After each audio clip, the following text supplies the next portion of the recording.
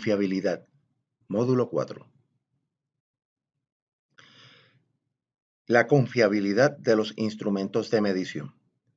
Los instrumentos de medición deben demostrar su capacidad para ser consistentes y predecibles.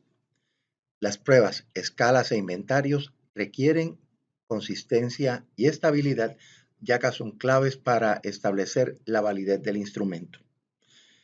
Las puntuaciones que obtiene una persona deben reflejar la dimensión que se quiere medir, y si varían, las variaciones se tienen que deber a factores de error. La confiabilidad en los instrumentos de medición. Continuación. La confiabilidad se fundamenta en la teoría clásica de medición. La teoría clásica de medición establece que la puntuación que obtiene una persona es igual a la puntuación verdadera que obtendrían personas similares a este junto a uno o más factores de error. Los errores pueden ser categorizados como aleatorios o sistemáticos. Los errores aleatorios son aquellos que van a pasar de manera aleatoria o al azar. Por ejemplo, una persona se dirigía hacia tomar un examen y en el camino se le vacía una goma. Es un error aleatorio porque cada vez que vaya una persona o los miembros de la clase o del grupo que van a tomar el examen, van a tomar y de camino no se les va a desinflar, una goma, sino que eso le pasa a algunas personas. Eso es lo que es un error aleatorio, un error que uno no contempla ni puede medir, pero sí también hay errores sistemáticos y esto algunas veces están involucrados en el proceso de medición. Por ejemplo, las instrucciones de un examen pueden estar mal redactadas. Eso es un error que es sistemático porque cada vez que las personas vayan a tomar el examen van a encontrar el mismo. Errores en las preguntas también. Usualmente los errores sistemáticos se deben al proceso o al instrumento. Por eso es que hay que hacer una evaluación o una experimentación previo a administrar el instrumento porque ahí se pueden encontrar los errores sistemáticos. Confiabilidad. La confiabilidad es el grado de consistencia que posee el instrumento de medición. Ningún instrumento de medición psicométrico puede ser de gran valor hasta que se pruebe su consistencia o confiabilidad. Ahora, si los factores de error son mínimos, la confiabilidad será más alta. Esto significa que existe una relación inversamente proporcional entre la confiabilidad y el error. Esto significa que a mayor error, menos confiabilidad, y a mayor confiabilidad, menos error. También se ha encontrado que mientras más reactivos uno tiene en el instrumento, mayor debe ser la confiabilidad. Ahora bien, llega un punto que independientemente de la cantidad de reactivos que se tenga, el aumentar más reactivos no va a llevar a que la confiabilidad aumente. Eso se le llama un punto de inflexión.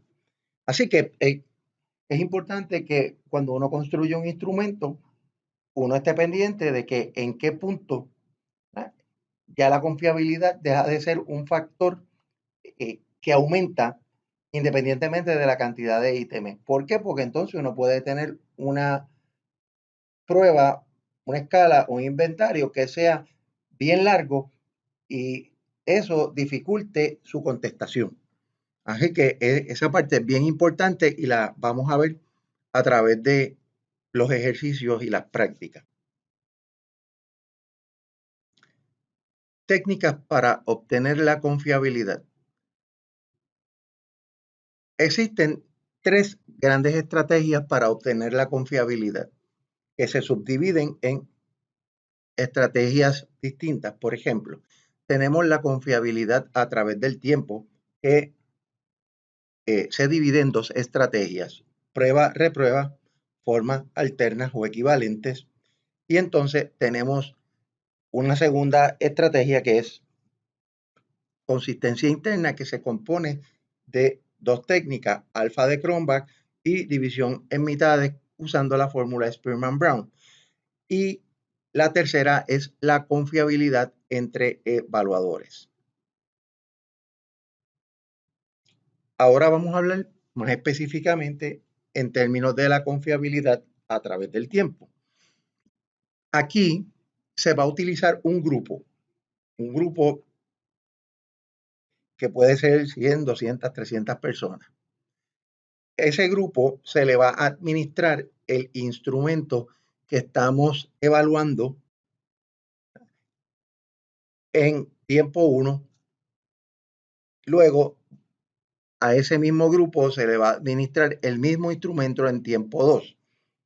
Y luego se va a correlacionar. Aquí lo importante, ¿verdad?, es que primero va a ser un mismo grupo. Segundo, se le va a dar la misma prueba o el mismo instrumento en tiempo 1, se va a dejar pasar un tiempo y se va a dar en tiempo 2. Aquí los intervalos de tiempo pueden generar problemas. Mientras más tiempo pasa, tenemos la posibilidad de que haya mayor mortalidad. ¿Qué significa eso? Que de las 300 personas que comenzaron a hacer el estudio de confiabilidad a través del tiempo, terminamos con 200. También, si tenemos, eso es en términos de si pasa mucho tiempo. Ahora, ¿qué pasa si pasa poco tiempo? Pues tenemos otro posible problema, que es que la gente se acuerde de las respuestas a la pregunta, que haya aprendido al leer la pregunta y la conteste de la misma forma aunque esté incorrecta. Y está el de maduración, que en la medida que también pasa el tiempo, las personas pueden aprender más y entonces el aprendizaje va a impactar el proceso de contestación del instrumento.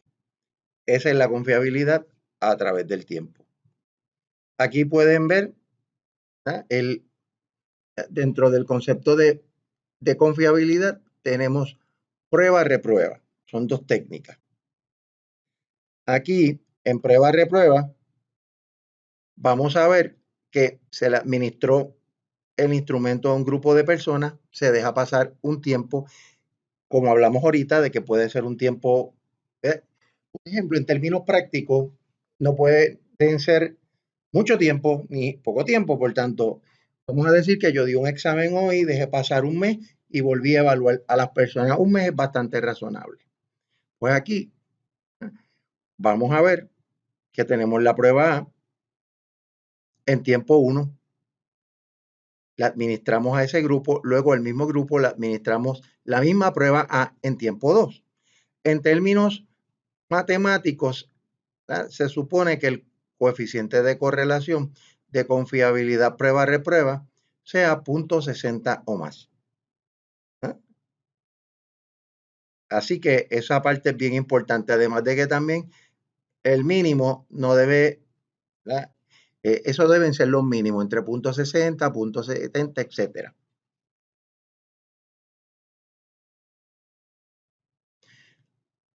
Otra de las técnicas de la confiabilidad a través del tiempo es formas alternas o equivalentes. Aquí, en vez de tener una misma prueba, vamos a tener dos pruebas, o se le llama dos formas, forma A y forma B. Son preguntas diferentes, pero miden lo mismo. Eso es bien importante, que antes de administrarse, un grupo de expertos verifique que ambas pruebas, forma A y forma B, demuestren por lo menos la validez del contenido, o sea, que las preguntas midan lo que se supone que debe medir. Entonces, ¿qué va a pasar? A un solo grupo, igual que en prueba-reprueba, se le va a administrar la forma A. Vamos a decir que es una prueba de destrezas de español. Entonces, se deja pasar un tiempo, vamos a decir un mes, y al mismo grupo se le da la forma B, que contiene preguntas de destrezas de español, pero son diferentes. Y entonces, luego se hace un análisis de correlación que debe fluctuar entre 0.70 y 0.60 como mínimo. Así que estas son las dos técnicas para evaluar la confiabilidad prueba-reprueba. Ahora vamos a ver la confiabilidad de consistencia interna. Esta nos va a ayudar a determinar el grado de interrelación que existe entre los reactivos de un instrumento. La consistencia interna no contempla los elementos que afectan a la confiabilidad a través del tiempo, por lo que ambas técnicas tienden a complementarse, pero no son iguales. Aquí, en cierto modo, lo que se trata de hacer es indagar sobre la homogeneidad de la respuesta, o sea, cuánto correlacionan todas las preguntas en función de la puntuación total. En este ejemplo, vamos a decir que tenemos 5 reactivos. Estos son 5 reactivos y esta es la puntuación total. Aquí lo que hace la prueba alfa de Cronbach o la confiabilidad alfa de Cronbach, que es un tipo de confiabilidad de consistencia interna, es establecer una relación entre los reactivos y la puntuación total. Este se usa mucho, sobre todo en las pruebas o escalas que utilizan escalas Likert, o sea, instrumentos que utilizan escalas Likert. Y la correlación debe ser de 0.60 en adelante. Aquí lo importante es que cada ítem correlacione lo suficientemente alto para lograr de 0.60 en adelante. Algunos expertos son un poquito más rigurosos y establecen 0.70, pero sí les puedo decir por experiencia que de 0.70 en adelante los instrumentos tienden a ser mucho más consistentes en términos de confiabilidad de consistencia interna u homogeneidad de los reactivos en relación con el total de la prueba o del instrumento. La otra técnica de consistencia interna, esta se utiliza más cuando tenemos pruebas, las pruebas que miden contestaciones correctas e incorrectas, sobre todo aquellas pruebas que miden, que son de dificultad progresiva. Que las pruebas de dificultad progresiva implica que en la medida que la persona va contestando las preguntas, estas aumentan en complejidad. Aquí, ¿qué pasa? Pues nosotros vamos a coger la prueba y la vamos a dividir en dos mitades. Aquí les traigo un ejemplo donde yo tengo 10 ítems que contienen una prueba. Entonces, esos 10 ítems, ¿ah? Lo que vamos a hacer, ¿verdad?, es que la prueba tú la divides en dos y vas a correlacionar ambas mitades. Pero al ser pruebas de dificultad progresiva, lo que vamos a hacer es que vamos a agrupar los ítems que vamos a correlacionar en pares y nones. Aquí tengo ítems que son nones, estos son nones realmente, no son pares. Y estos serían los pares. Por tanto, voy a correlacionar el 1 con el 2, el 3 con el 4, el 5 con el 6. ¿Por qué? Porque si correlacionara el 1 con el 8, la dificultad del 8 es mucho mayor que la del 1 y pudiese obtener un coeficiente negativo. Aquí siempre la dificultad va a afectar un poco la prueba, pero no tanto. Ahora bien, cuando yo correlaciono las dos mitades de los reactivos,